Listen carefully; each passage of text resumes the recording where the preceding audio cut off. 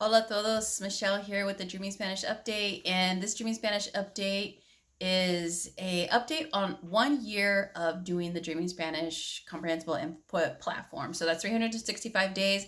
I started Dreaming Spanish back in September of 2022. And so I just want to do an update / reflection video as to like what that progress looked like for me. And so what I did for myself, because I do enjoy numbers, is that I learned that I put in comprehensible input for 276 days out of the year.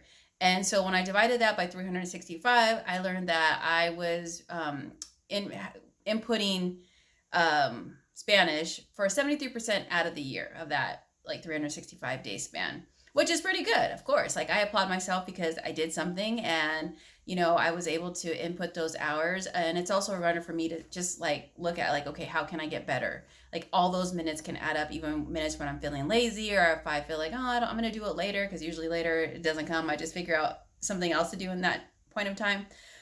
Excuse me. So it's just a reminder for me to keep going and to see like, wow, like let's see what I can do in the next 365 days.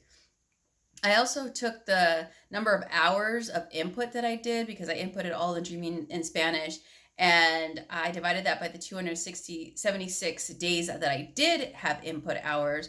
And so I learned that I input an average about an hour and a half whenever I do get in front of my videos, or whether it's a podcast, no matter what it is. So I was like, oh, that's pretty good actually.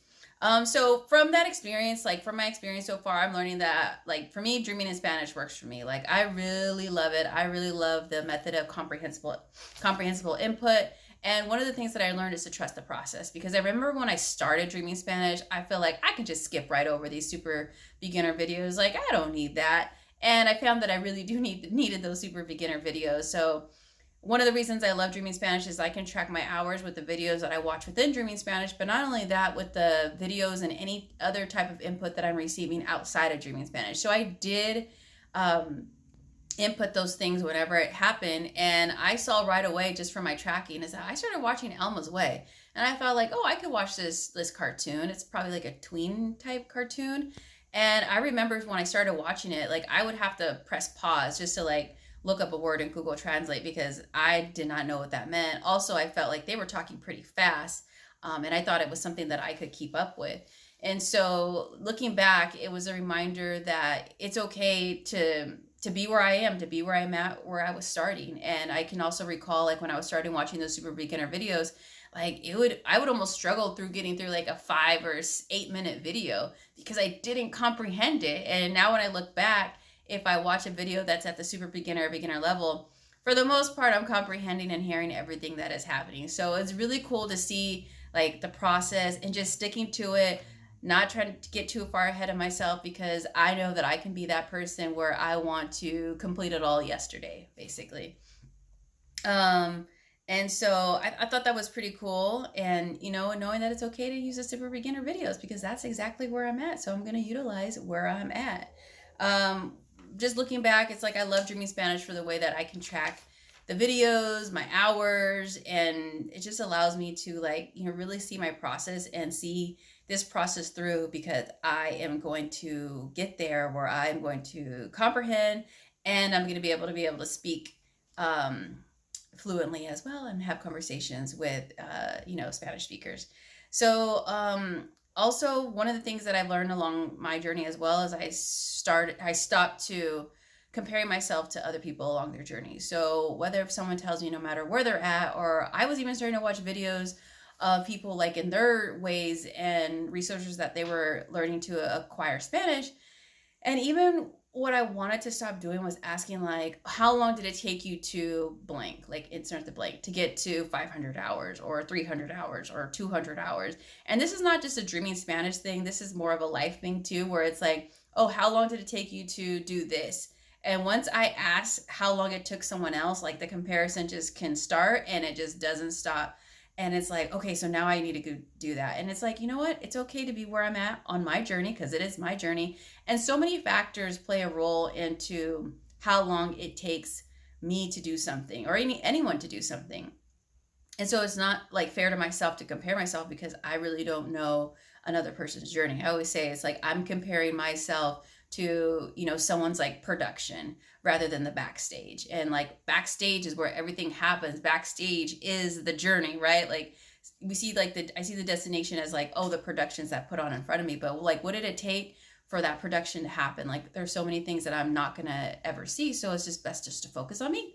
And in the meantime with doing that, it's like I continue to root people on no matter where they're at in their journey. So it's really like a win-win, because it's like that energy of just continuing to empower others, and then also the most important that person I need to empower is myself within. And so what do they say? Comparison is like the thief of all joy. So I want to keep that joy within me so that I continue to like, you know, stay positive and motivated, and also just focus on inputting hours and not necessarily like looking for other ways to like fast track it. Because I'll spend more time fast tracking something than like actually inputting hours, and inputting hours is really what I need. So let's see, what else do I have? So like, yeah, since my last update video that I did, I started to keep all the filters off. So I was like having all the videos having access from super beginner to advanced. But I'm going to go back to just like kind of where that roadmap is within Dreaming Spanish, and like listening to intermediate videos.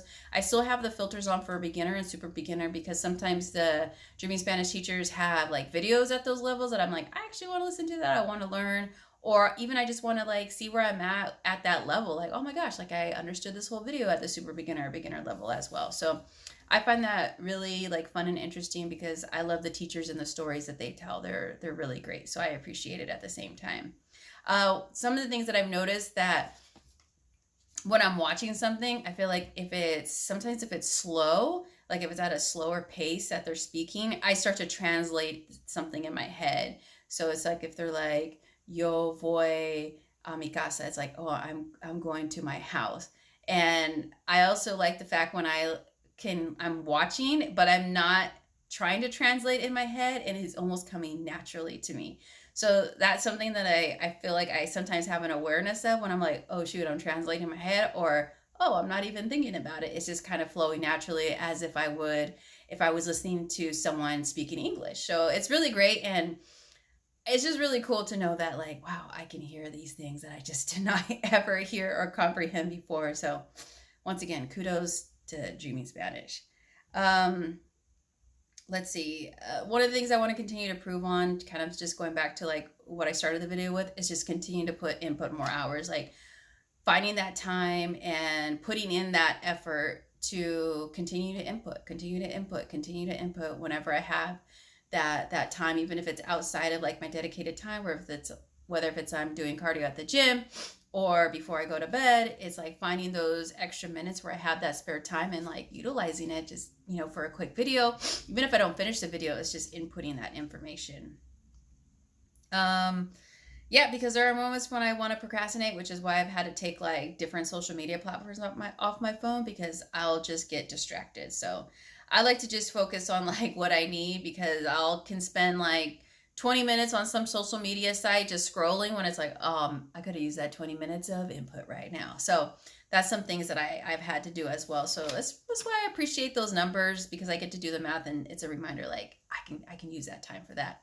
So thank you everybody for, you know, watching. And of course, like, please share your micro win, your macro win that you've had lately. Also, like, keep going. You're doing great. You're on your journey, and I want to continue to applaud you and applaud me, because we're all doing great. And I appreciate each and every one of you who watches the videos and leaves a comment. I really love the community that we've built and just learning from each other. And like I said, I always find inspiration from the comments that I read, and just keep up the great work. Until next time, ciao.